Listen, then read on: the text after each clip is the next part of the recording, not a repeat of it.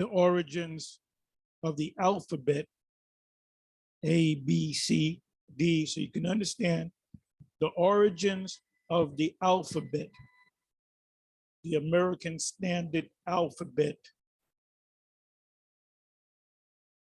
originates from the ancient Hebrew, Lashawan Kodash, so you can understand, or Lashawan Tahar.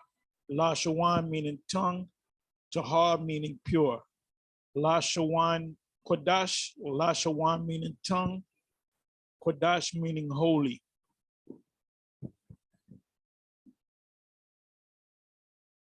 This is, before I go into it, this video was put up earlier today of what the Apostle Gabar did. He had uploaded it because it's live, but it's uploaded. It was uploaded to his other page, which was this one right here, Daily Edification 4. Normally, it's on the Apostles 34th Street Ministry, whatever you call it.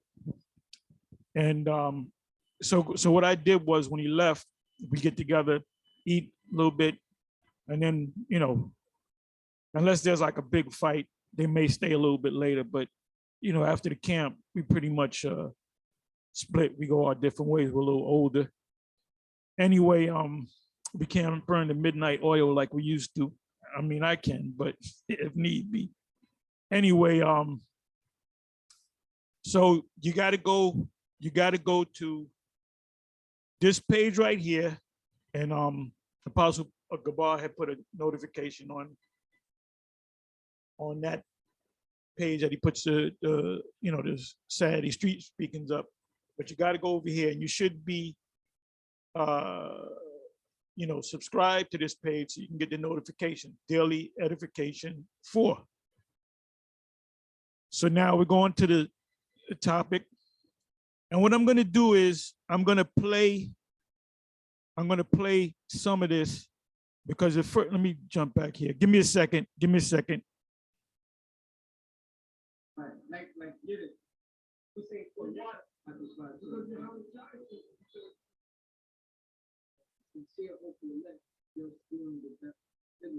Okay, this is somebody asking a question, and this person said, mistakenly, he said, the Apostle Tahar said, when you put the name Yahweh Shai, make sure the YA or the Yah in the English, in the transliteration, we're going to go into that word. A lot of people don't understand the meaning, don't know the meaning of the word transliteration, and that includes vocab alone. Transliteration simply means to take one language. We're going back to the Assyrian or the Syriac, or even the ancient Hebrew. You'll see, like if you open the Torah, right? And it says, and you come across the word, well, Abba, right? Which is father, right? It's the and the Ba, the first two characters of the Hebrew. If you know the Hebrew, if you read the Torah, you know what it looks like. I'm not going to go, and I'm not going to show you a picture of it.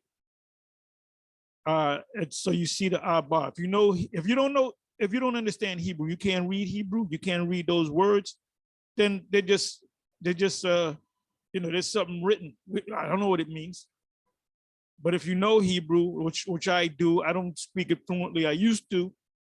Years ago, I was able to hold conversation in the Hebrew. I was able to even understand a lot of words that the small hats use, and even conversate on if I kept doing it, I would master it, both languages. The ancient Hebrew with the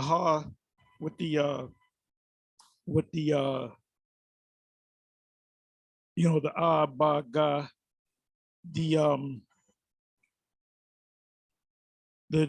consonants, and there's only two vowels according to what we were taught: the sound, and the I sound. So if you use any word, if let's say, for example, the Lord's Prayer, Abba Nawa, Shabbat Shemayim, Kodash, Shamka, Yahweh. Those are like the Ba, Abba, Nawa, our Father, Abba, which is a consonant. So the only two vowels is the R sound and the I sound. But when you use like ayan, it's for I. Ayan is for the Hebrew word. The word I goes back to the Hebrew ayan, a sabbatical English word that goes back to the Hebrew, which means rest.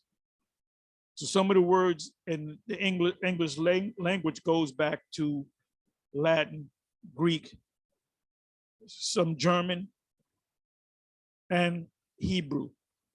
But the daddy of all languages that we understand today come from the Hebrew. And the fact that we use the ancient Hebrew characters, I'm going to show you that the A, B, C, D, E, F, G goes back to the Abba, Gada, Hawa, Zaka. And the structure of the Ah, which looks like a pyramid with a line going through it, that's from Ah. But you just tilt it to the side or turn around upside down. And that represents the head of a cattle. The B, right, goes back to the Ba, which looks like a bee, like a funny looking bee. But that's a hieroglyph. I'll use that term. It's a picture of a tent. Anyway, I did a video and it was called Sound Test. Was this the Sound Test and the Sound Test 2? Because I wanted to, and I put it on YouTube, 2-minute long videos. And I wanted some feedback because I'm going to play part of this. But let me see if I'm at the right place. And I'm going to prove to you, see, we are correct. We are correct. We don't just go around calling, Esau the devil. We keep the high holy days. We go into the Hebrew language. We understand the Hebrew language. Sometimes you have to, like if you go to the blue letter, click on the word. Okay, that's the origin of the word goes back to the Hebrew, which means this. The origins of the word goes back to the Greek, which means that. And every Israelite that came that stemmed from one West, they should understand Hebrew. You don't say, well, we don't know. No. The Esau, the so-called scholars, the historians, they say, I'm going to show you that in the Wikipedia, that they hold to the fact that the original ABC, which is classic Rome, all right, that now meaning that this is Rome all over again, okay? Oh, another thing I want to say, you brothers in the New York camp, a lot of you are on point, but some of you got to get your game up, man. We were going through Genesis chapter 2, and we went into the 4 bodies of water. Well, there was one body, which is Jordan, and you had the 4 bodies, and I pretty much asked the question. The first body of water was the Pison. So I said, well, what does the Pison mean? Maybe about 25% of the brothers in the audience didn't raise their hand. And then I pointed, the ones that raised their hand quickly, I said they were confident. I'm not going to answer them. They're too confident. So I forget who I asked. I pointed to one brother, and I believe the brother got it wrong. And I got mad. And then we went to the second river, the second body of water. Matter of fact, let me go to that. And then I'm going to come right back into this. Because now you have the Bible scholars that study and go into the Hebrew and go into maps. They're coming against us now. you know? So they're going to ask you these questions. I don't expect you to know everything off the top of your head. You know, you're dealing with thousands upon thousands of pages of this book. But when it comes to the prophecies, every one Wester, former one Wester, you should know if somebody rolls up on you, pulls up on you, and they go into Revelation chapter 12, you should know it backwards and forwards. If they go to Revelation 11, you should know it backwards and forwards. If they go to Daniel 7, you should know it backwards, forwards, and upside down. There's no excuses, especially if you're a veteran. And a veteran can mean someone that's been in this thing for 6 months to a year. Some of you been in this thing, go back to the very beginning, almost 15 years. So if you've been in this thing for 15 years, oh, these people are going, these motherfuckers are going. I'm watching CNN with these women with this the reversal of Roe v. Wade. They're like wild packs, wolf packs. They're just bugging out. And I know what's going on behind the scenes. I know exactly what's going on behind the scenes. They bring in chaos, auto ad chaos. I did a video on that. You should watch it. Look it up and watch it. But anyway, if somebody, let's go to it. Let's go to it. Let me bring this over here. And I'm going to prove to you by way of the Wikipedia, which the Wikipedia, they'll say, oh, go, no. You look up anything on the Wikipedia, you look up the World Trade Center or whatever, look up the George Washington Bridge, look up the Statue of Liberty, they'll give you the actual information. So sometimes they swerve, they go off, but most of the time, go put in Alexander the Great. They'll give you all the information. They'll tell you his father's name, the generals that came out of him. You know, go look up Antipater. You get all the information. You get a bust of Antipater, which Antipater, the father of Herod the Great, looked like a classic so-called white man. So we know that the Edomites are European. The Europeans descend from the Edomites. Edomite Romans, white Romans descend from the Edomites, and most of them know that. Okay, where am I? Okay, I'm in the blue letter, right? Okay, let me go to Genesis 2. And then I'm gonna go on to Daniel 8, and then I'm gonna come back into this subject on the Hebrew, because a couple of weeks prior to this Saturday, we did the after camp class, we call it. One brother, and he'd been in this thing 15-year man. And he went into Daniel the 8th chapter, and he was reading about Antiochus Epiphanes, but he kind of generalized it and said, see, that's the white man, and Esau, the dragon. No. I had to correct the man. I had to stop the man. You got to know you have to know all of these, what we call breakdowns. And I'm not saying if somebody recently read First Maccabees and Second Maccabees, they read it and they come and ask you a question from Second Maccabees, of course you're not going to get it. It's not fresh in your head. It's not fresh in your head. You have a general idea. You had read the story. Maybe the last time you read the full story was 8 years ago or whatever. You understand what Maccabees is all about. The details you might not know. You got to go back into it. But there's no excuse for not understanding all of the prophetic breakdowns. And I'm talking about Daniel 7, Daniel 2, Daniel 12. What did Yahushua mean when he spoke about the abomination that maketh desolate, spoken of in Daniel? What did he mean by that? Where is that in the book of Daniel? Daniel 12, Revelation 6, Revelation 7, Revelation 5, Revelation 4, Revelation 3, Revelation 14, Ezekiel 37. If you don't know Ezekiel, if you can't fully break down or interpret, or as they use the term hermeneutics, then that's not good. That's not good. What do you? Why are you in this thing? Huh? Are you a spy? Are you an infiltrator? Maybe. So Genesis 2. And I was pissed off when they couldn't get it, but you got no excuse.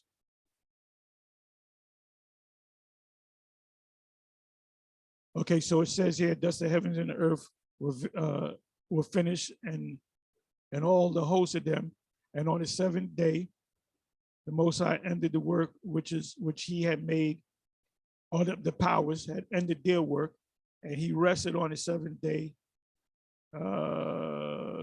Let me go down. Go down.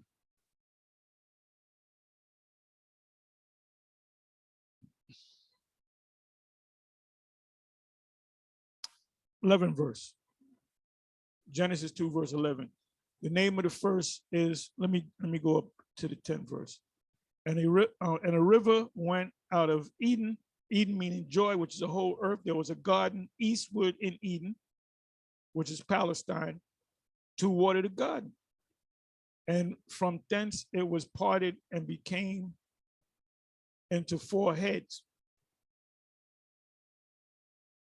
And by the way, this was after the breaking up of this is Moses getting this. You know, the Most High is giving him the history. So he's breaking down those bodies of water. Remember, you had what was called a Pangea. Look that up. So this is Moses right now. And so the Lord is breaking down these rivers, these bodies of water. The name of the first is Pison. That is which compasseth the whole land of Havilah, where there is gold. So if they wasn't sure about Pison, I said, keep reading. It says that is a whole land of Havilah. You should know what Havilah is. So now let's see what the blue letter says. The name of the first is Pison. Let's see what the blue letter says.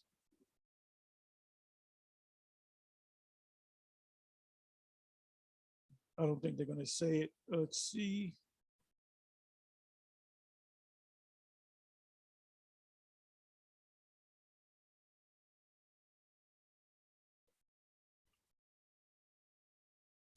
Let me do it this way.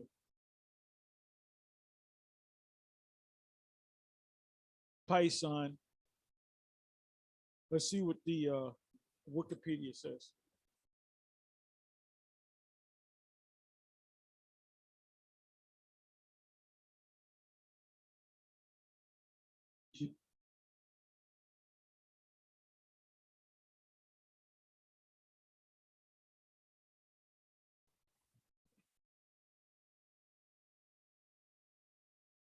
Pison. Let me put in the word Bible. Let's see what they say.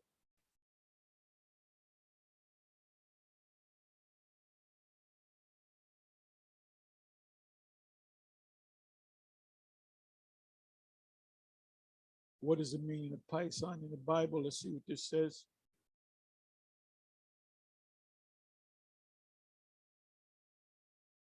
Bear with me for a minute.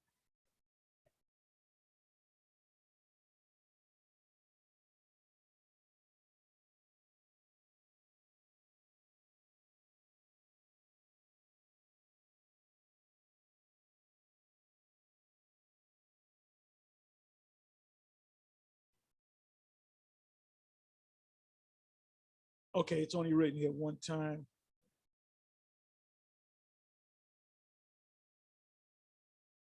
Josephus Flavius, Antiquity of the Jews, Pison, which denotes a multitude running into India, makes Greek Euphrates, Tigris goes down into the Red Sea. So they do say Red Sea.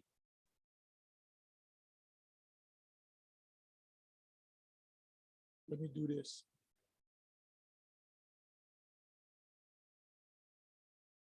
Copy.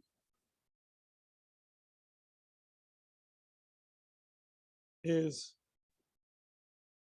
the Pison, the Red Sea.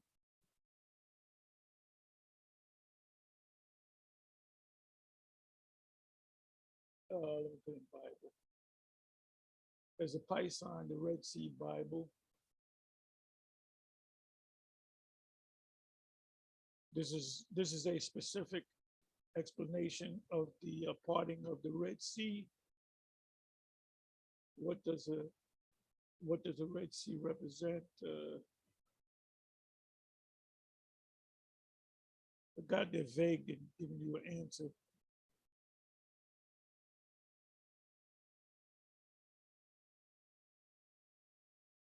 But they did say it's a Red Sea.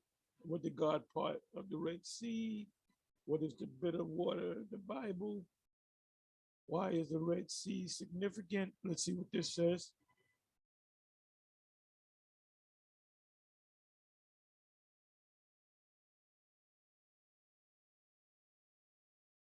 It should say the Pison. It really doesn't. But anyway, let's come back.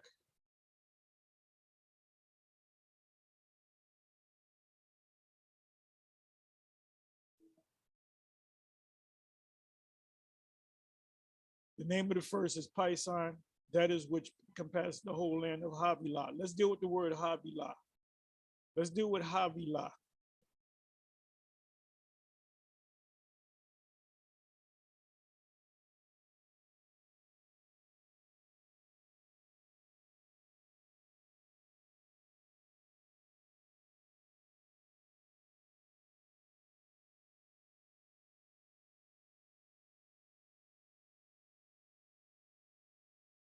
Havilah in the Bible.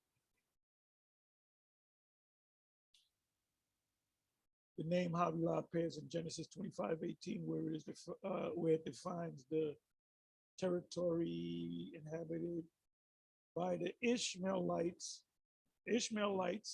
So Ishmaelites actually existed.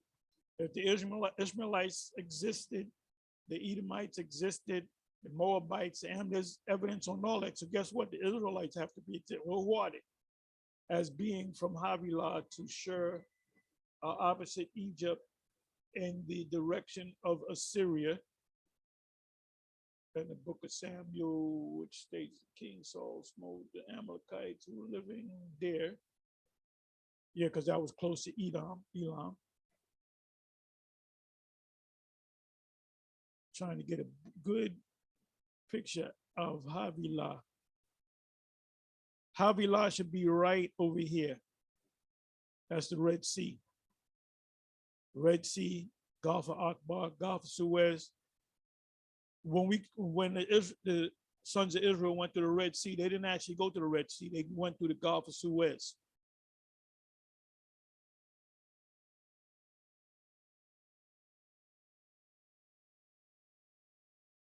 So this is not just about going out there calling the Edomites devils. 4 rivers of Eden.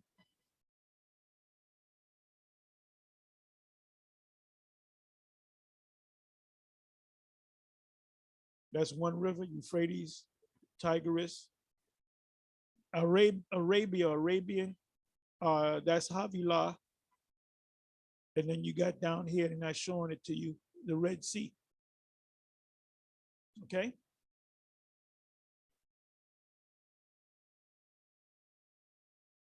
So we know that that's the Red Sea, right?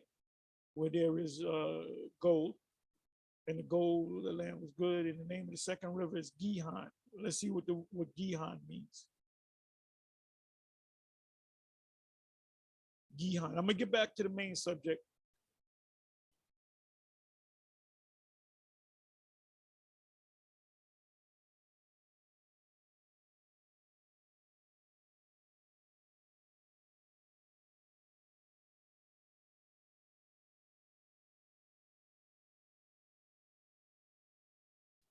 Gihon.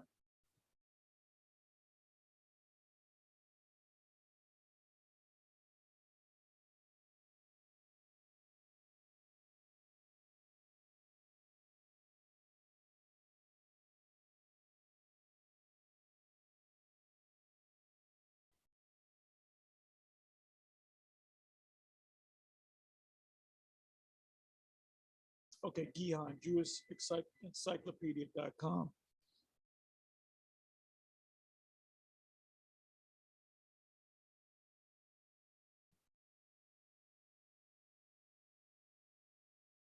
Okay, the second river of Edom surrounding the whole land of Cush or Ethiopia. So they know that the Ethiopians, that's a Greek term that they put on the Cushites. Cush is one of the sons of Noah, Genesis.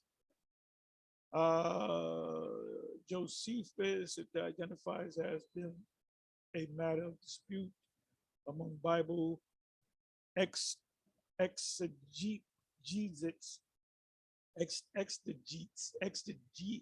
exegete, it's meaning somebody that it pretty much means to break, interpret something. And critics of Josephus identifies Gihon with the Nile. And the Septuagint renders a Sihor. All right. Let me look up this word. Exegete.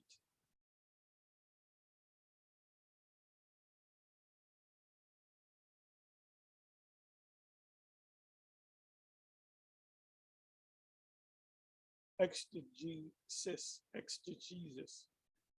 Or I say extra Jesus.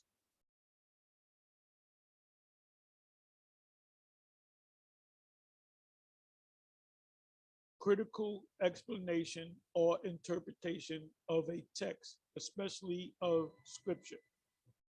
Let me let you hear it. Exegesis. Exegesis. Exegesis. Critical explanation or interpretation. Sometimes I'll use the word hermeneutics. I like that word. I like the way it rolls off the tongue. Hermeneutics pretty much means the same thing, to break down something, basically by going into the root of each and every word. Okay, exegesis, critical explanation or interpretation, breaking down the scriptures, we say breakdown of a text, especially of scripture.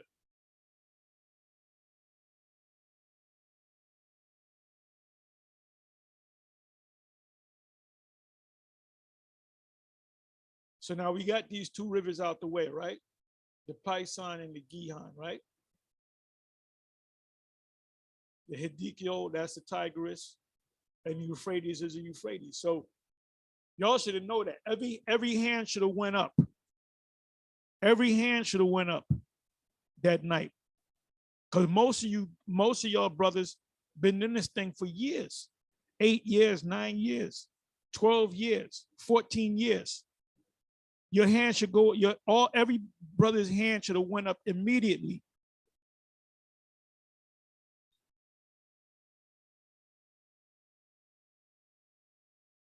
Okay, so I'm all over the place.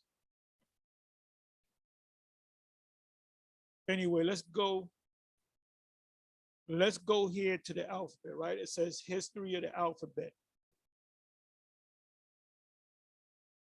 By the way, in school, I remember, what was it, first, second grade, kindergarten, first, second grade, when we started reading, see Jane run, see Spot catch ball, see Dick run, Jane, look at Jane, whatever, see the cat, see the dog. When we learned the alphabet, the A, B, C, D, E, F, G, what was the sound of each letter? Showing you that we speak in the correct Hebrew. The sound for the A is Ah. Hebrew, the Hebrew alphabet, the first character of the alphabet is a Ah, which stands for Alap, which means cattle. If you go to the 119th Psalm is broken up into alphabet. Aleph, Bayath meaning house. Tent, house.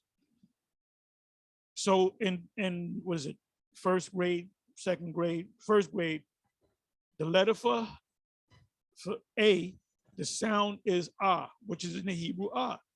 B, the sound for B is Ba. C, the sound for C is Ka. A, B, C, D. D, the sound for D is da. So what were we learning in the first grade? We were learning Hebrew. We were learning how to speak Hebrew because the origins of the so-called American alphabet, standard alphabet, is nothing but Hebrew. Let me just read this. I'm not going to read the whole thing.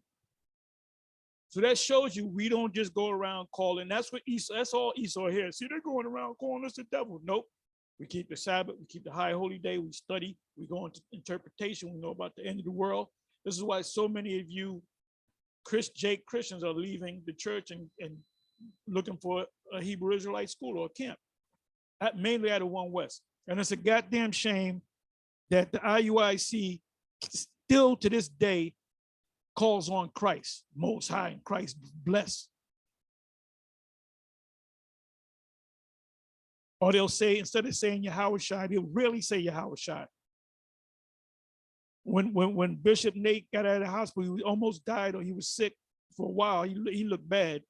Then he came out of it. What was one of the first things he said? He praised the name Yahweh and Yahweh Shai. And he kind of hinted at us. Yeah, because so these guys will leave us alone. But guess what happened? He went right back into Christ. So the Most High might put you down again and take you out this world. You see what happened to Tazadakia? Most High got tired of hearing this bullshit, and all you zombies in the ICGJC, all of them are zombies. That includes High Priest Ariah, High Priest Shaw, Rabban, all of them. They're all a bunch of zombies if they believe. Because if I was there, I'd say, what? What? I said, he's a who? He's a what? Man, I'm out this. I'm about to say, man, ain't no. First of all, Ariah, you taught that the comforter is the spirit that comes with the book. Yeah, but we, no, I'm out of here. I'll get up, I'll be nice. I'll do an Irish exit. I say, I'm going to the bathroom. Look up Irish exit. I'm going to the bathroom. I won't come back ever again. And that school ain't nothing coming out of it. Ain't nothing coming out of the ICGJC. It's basically a church organization. You can't blindly just follow somebody blindly. It said the history of the alphabet goes back to the consonantal writing system used for Semitic languages. Semitic languages in the Levant. Semitic languages mean what? The Semitic languages are a branch of the, wait a minute, Afro. What is the word Afro doing in there? Afro-Asiatic. Afro-Asiatic.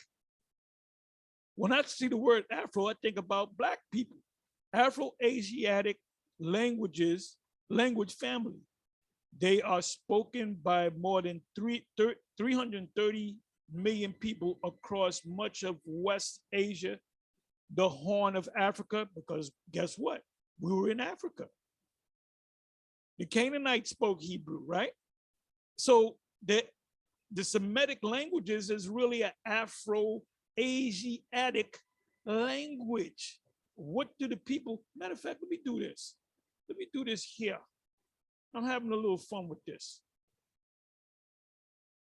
Showing you that we ain't just making shit up. But wait a minute, I just lost it. This is what I want to do.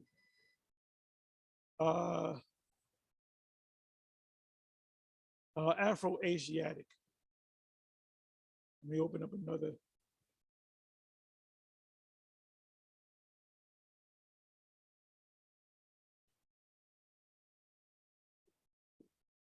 Afro-Asiatic. Afro-Asiatic. Let's see what pops up. The Afro-Asiatic languages, or Afro-Asiatic, are also known as Hamito-Semitic. What does Hamito mean? It means Ham. What does Semitic mean? It goes back to Shem. Or a Semito-Hamitic, and sometimes also as Ephesian or Eritrean, because the Cushites, Hamitic, are a language family of about 30 languages that are spoken predominantly in Western Asia, North Africa, the Horn of Africa, the part of the Sahara. Proto-language, Proto-Asiatic. Esau didn't come up with this, man. Proto-Afro-Asiatic are sometimes also referred to Proto-African. That because of that region is the reconstructed proto-language, proto meaning first language, from which all modern Afro-Asiatic languages are descended. Though estimated very widely, it is believed by scholars to have been spoken as a single language. What is? Wait a minute now. What's the proof on that? Genesis chapter 11. Let's go to that. Let's go to that.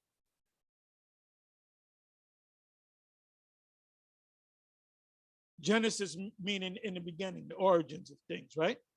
So we're going to go to Genesis, Barashit, Barashias, in the headings, in the beginning, Genesis 11.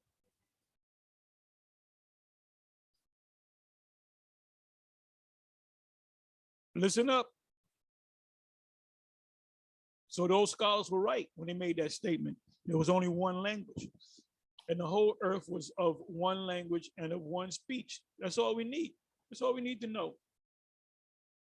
So let's come back over here. Where the hell am I?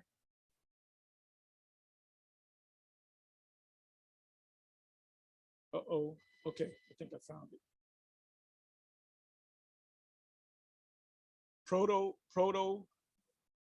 Afro-Asiatic, proto meaning first, like that's where you get the word prototype, sometimes also referred to as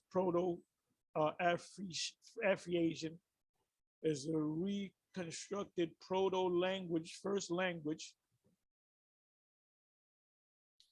in the tree model of historical linguistics. A proto-language is a postulated ancestral language from which a number of attested languages are believed to have descended by evolution, forming a language family.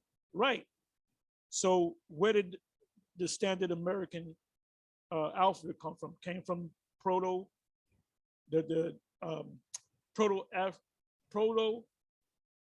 Afro-Asiatic writing, which are so-called Black people. Let me do this. People of color. Let me do this.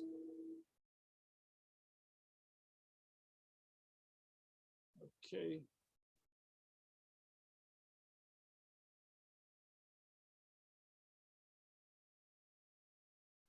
Map.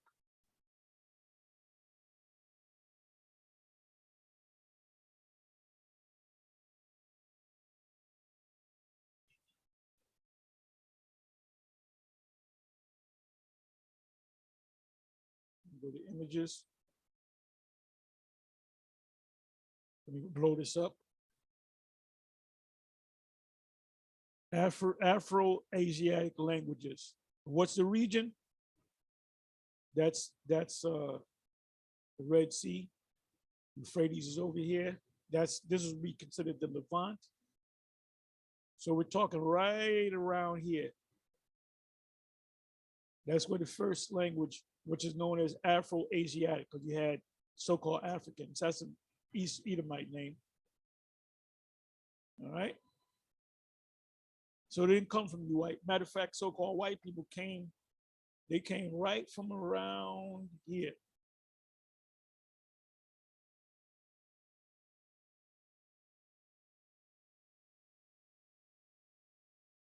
So now let me come back. I'm kind of stretching this thing. me see if I can find my. All right, let me open up another one. Forgive me. Okay, history of the alphabet. The history of the alphabet goes back to the consonantal writing system used for Semitic languages, which is Afro-Asiatic languages, people of color, in the Levant. In the second millennium BCE meaning before the Christian era, but now it means before the Common Era, most or nearly all alphabetic scripts used throughout the world today ultimately go back to what? Semitic proto first alphabet. Let me do this. Let me see what pops up with this.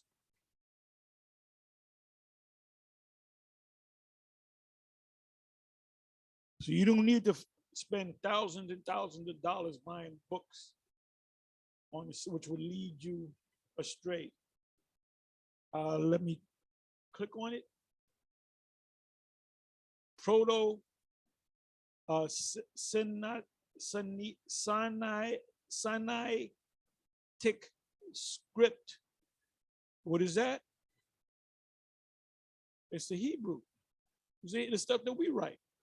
Oh, that Harriot made that up. No, he didn't make it up. Look at right here.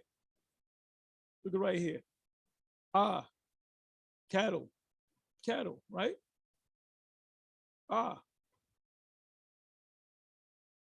This is Assyrian or Syriac. So we understand that too. Let me see.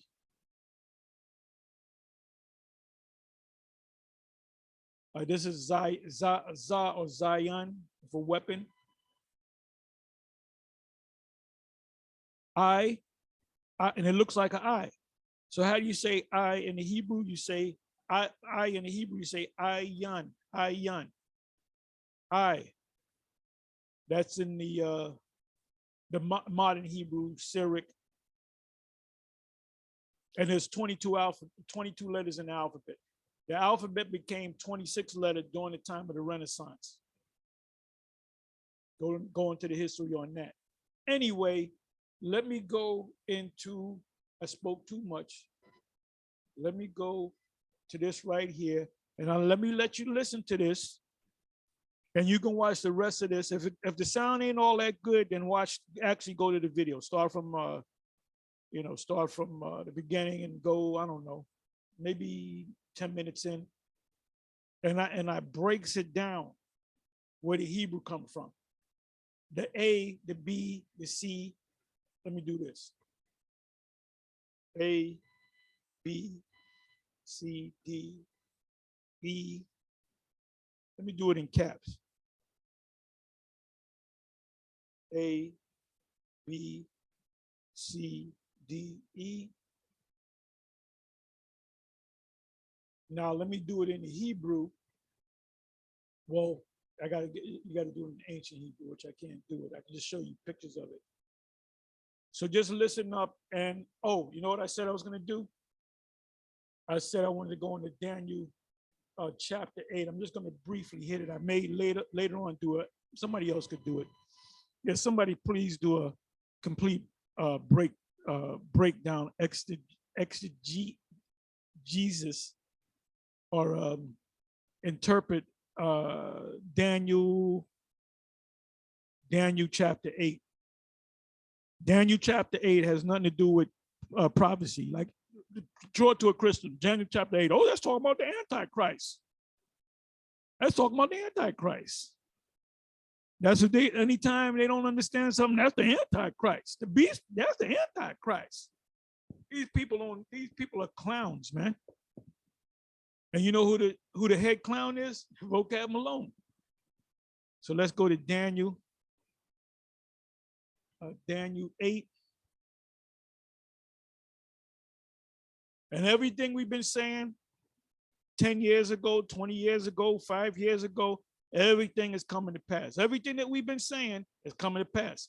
The destruction is not going to come. The deliverance is not going to come because there's going to have to be one prophecy, which the major, there's three major camps, I'll say. There's major camps, not three major. There's major camps. You got IUIC, IUCPK, GMS. Then you got the others. I'm not going to stay here going on HODC, LO, you got LOI, all these Zakari, which came out of, One West. But anyway, that's why Sakari, you want to learn breakdowns, interpret prophetic scriptures, go to them, because where you think they got it from? They got it from us. They got it from us. They found some newer things on the way to add to it. But where I said I was going to go, Daniel 8, right? Let's see how long it is. Not too long.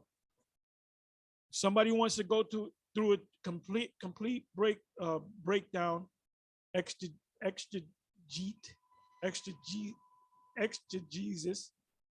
hermeneutics, interpretation. Please do so. If not, I'll come back and do it. But I just want to go to the point. So the brother, a couple of weeks ago, he read about the little horn.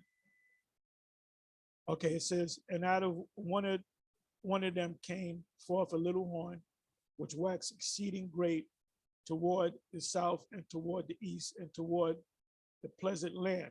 That's the anti. No, it's not the anti. Even though he's anti-Messiah, that was not talking about the current Antichrist that's going to come on the scene. There ain't no one man named Joe Antichrist. This is Antiochus Epiphanes. Now, you know what I'm going to do? Let me do this. Let me do this. Like I said, somebody go into this, interpret this. If not, I'll come back and do it. Not no order. Okay. Then I'll let you listen to part of the video.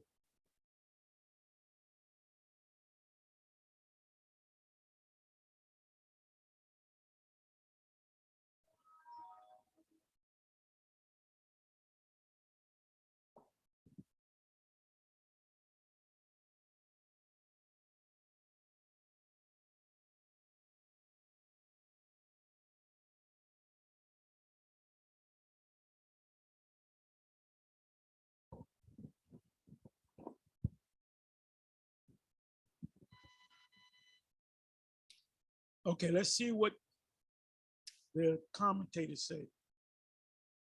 Cambridge Bible for Schools and Colleges.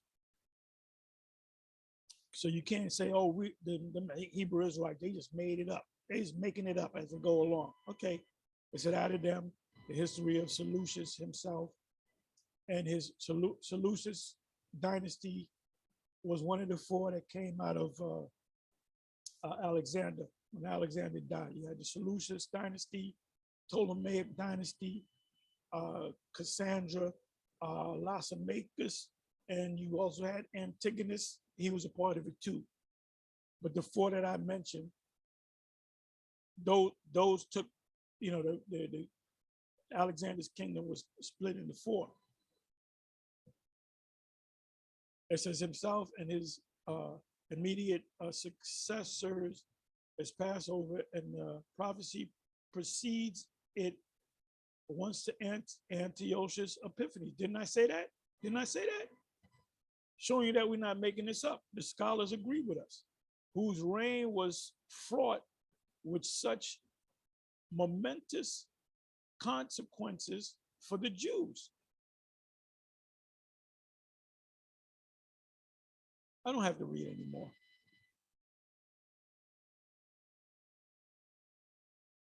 Yeah, Daniel 11.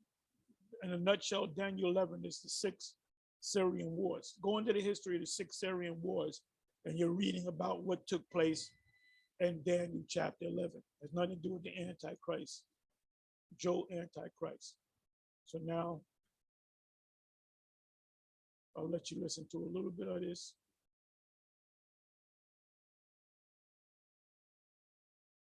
Okay, so listen up. I hope you can hear it. That's why I did the test. As a matter of fact, no, I'll let you hear. It's 1 minute and 45 seconds in. Shai was the name my aunt said to use. He's been in the truth longer than I. And this is an abomination, and I am apologize sincerely to Lakia. So the name is Yahweh Ra Yahweh Shai. Yeah, the lowercase, Yah Yeah, is the smallest character. The smallest character in the Hebrew alphabet. right. And if you go to, Oh yeah. One at the front. Yeah, Matthew 5. Yep. One top, one two. Right? Yep. That's it. Starts at Matthew 5. because Yahweh Shai says, he said one Yah, Right. Yah, you know? So, well, Chelsea, it's not really the English why just to put it small case. No. I mean, you can. Okay. Because I think that's called it transliteration. transliteration, right? You know, you can put it, Right. you put the capital Y. Right. But that's a transliteration. And by the way, a lot of people don't even know what transliteration is. Even vocab went off, use the term that's no, you went off. What is transliteration mean? Any of y'all? It means to having one language and bringing it into another language. Transmogrify. Anyway, let me show you what it means. Where am I? Okay. All right, let me go. Okay, let me go here. Transliteration.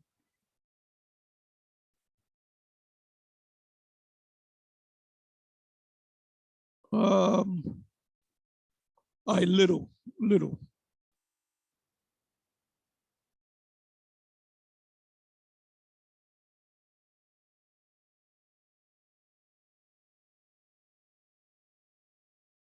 No, you know what? Let me do it in the Greek.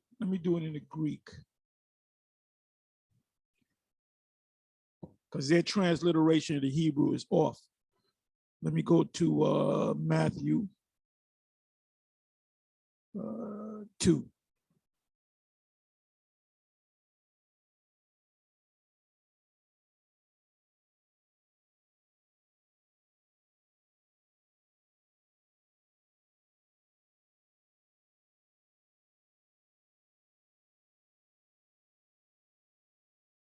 Let me go to King. Transliteration, right? This is in the Greek, and this is how you pronounce it in English. What is that? Basilius, right? Basilius. Strong's G 935. Basilus. Okay, I didn't like that example. But anyway, you come across the word, let me go to father. Do it that way. Father.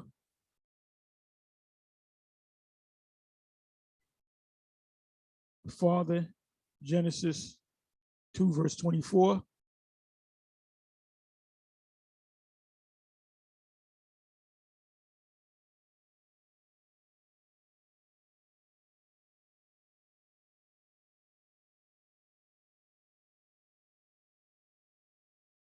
Okay, father. Father in the Hebrew is Abba. How would you write it in English? Well, they put in Abe. It's not Abe, it's Abba. Abba. Abba. That's what it means by transliteration. To take this word, I don't understand what that means. I can't figure it out. I can't break it down. I don't know that language. So you write it, what language do you read and write in English? So you would actually go ba or ba Abba. So when you say Abba, you're saying this correctly, Abba. That's what it means by transliteration. So let's go back over here. Right, to get to what? to same, get the same sound. it's the same sound. Right. Like in Hebrew, you got bar, Right. let me do that, bar, right? Yeah. So, and if you transliterate it, you would put in AHBA. Right. Yeah, Right. right. Right. You know, so that's in the, So when you say it in English, same thing in the Syrian. Read the so-called Jews, small hats. They read the Syrian language as Syrian. But it's not Hebrew. Right. But they take it as Hebrew. right. Yeah. But when you read it in the Syrian, it sounds the same. Right. Like Yiddish. We say the Well, water. Yiddish don't mean nothing. That's slang. Yeah, we say the When you say water. Tufis, that's not a Hebrew word. Yeah. Tufis just means as.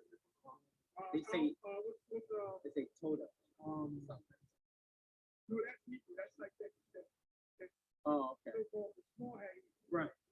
The other one, damn, what's the They'll other use the one? word tufis for as. Yeah. They'll use the word Mashugana. Masikinus. Right. That's what people. Right. You know, That shit brew. like an old spot, they would call him, what do they call him, Alcatraz, Albuquerque. something like that. Yeah, that's There's just a term, there's a term. In It's Spanish- like it's in old- Spanish, old that sounds man, fucked up. Old man. Yeah. Albuquerque. Something, not Alcatraz, something like that. But this is, Another thing that they use term. Well, they'll say shekels, but they're right on that. yep. Yep. So the brother was asking about the, no, I never said that, unless I misspoke. You can write Yahweh while Yahweh side. You can put the YA capital, what to do it. But in the Hebrew, Right. what these brothers have been doing through the years, when they put the name Yahweh side, everything is the same size. Right. Characters are the same size. Right. The character for Yah is supposed to be the smallest character. So I asked you to give me that picture. You got that, son? So this is Matthew chapter 5, verse 17. It says, think not that I am come. Think not that I am come to destroy the law or the prophets. I am not come to destroy, but to fulfill. For verily I say unto you, till heaven and earth pass, one jot or one tittle shall in no wise pass from the law till all be fulfilled. So let's see what the word jot means. Remember, the Lord spoke to Hebrew, right? He speaks in Hebrew, right? Yep. So he didn't say jot. There was no J in the Hebrew. Right. There was no such thing as J. So go to the blue letter and let them explain. Yeah, the word jot goes back to the Greek iota, which goes back to the Hebrew yah or yad. Yad means hand.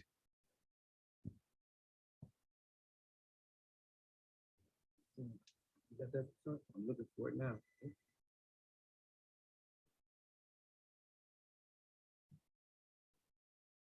Just need the word jot.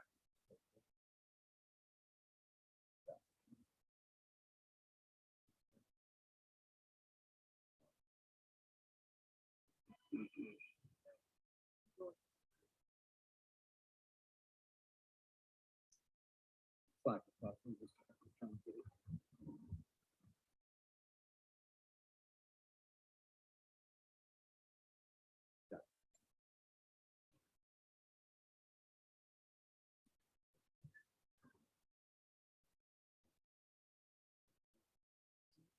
It's Greek. There'll be a Greek word that read. Okay. So it says, you want the word? Jot. Yeah, like here, And this is the Syrian.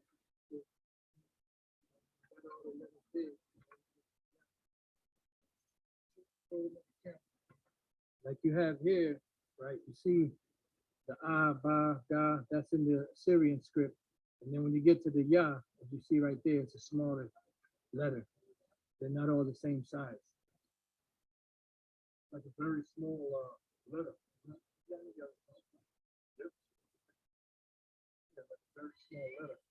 And that's in the Syrian or Syriac, and it's also in the actual ancient Hebrew, the last one forgot. So, the word jot, when you go to the entry, the entry is G2503 iota, and it says the root word, it says of Hebrew origin, the 10th letter of the Hebrew alphabet. What's the 10th letter of the Hebrew alphabet? Yeah. Yeah, Yeah. right? Right. Yep. Right. Go ahead. The Hebrew letter, yeah, the smallest of them all. What do you mean by that? The smallest of them all? Yeah. And that character is small, Right. whether it be in the ancient Hebrew, last one forgot, or the Syriac, or the Assyrian, you know? Yep. I saw your video, Pastor. You didn't say that, but I guess maybe the brother perceived Yeah, it well, wrong. we'll straighten it out anyway, Yeah. you know? It says hence equivalent to the minutest part. It says Strong's definition, iota of Hebrew origin, the 10th letter of the Hebrew alphabet, iota. The name of the 8th letter of the Greek alphabet. Yeah, because the Greek came from the Hebrew. Right. Like that. Oh, yeah. Iota. And so the Greek came from the Hebrew, and the Roman language came from the Greek. Right. And the English, standard English, is from the Hebrew. Right? The A. What's the sound for A? You taught you that when you was in first grade. What's the sound for B? Ba. What's the sound for C? That's Hebrew. That's Hebrew. What's the pure language of the earth? Right, and then the yah is yad, which means hand. And then when you go like that, that's the character. If you look at the hand, that's the character. And that's the oldest language in the history of languages. The writing. Right, that goes back to the Tower of Babel. Yeah, because they always say, oh, the Phoenician writing. The Phoenician writing is Yeah. Hebrew, right? Yep, Canaanite language. That's why I just fixed. Afro-Asiatic languages came from the Levant, which they call today the Middle East, with people of color. The original people are people of color. The so-called white man is a defect, an albino, a clean leper. Everything's in the scriptures, man. And you ain't gonna learn this in church. Pastor Porkchop is not gonna teach you this.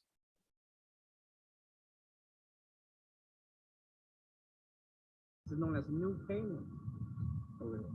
I said, put figuratively for a very small part of anything. Yacht or jot. Yeah, so if I said it and didn't realize it, I didn't mean to say that. So that's pretty. So if you put it right in English, transliteration, you can put it capital, all caps, you know, however you want to do it. Yeah. So what's the comment that you came up with? Yeah, this is from Elijah Jefferson.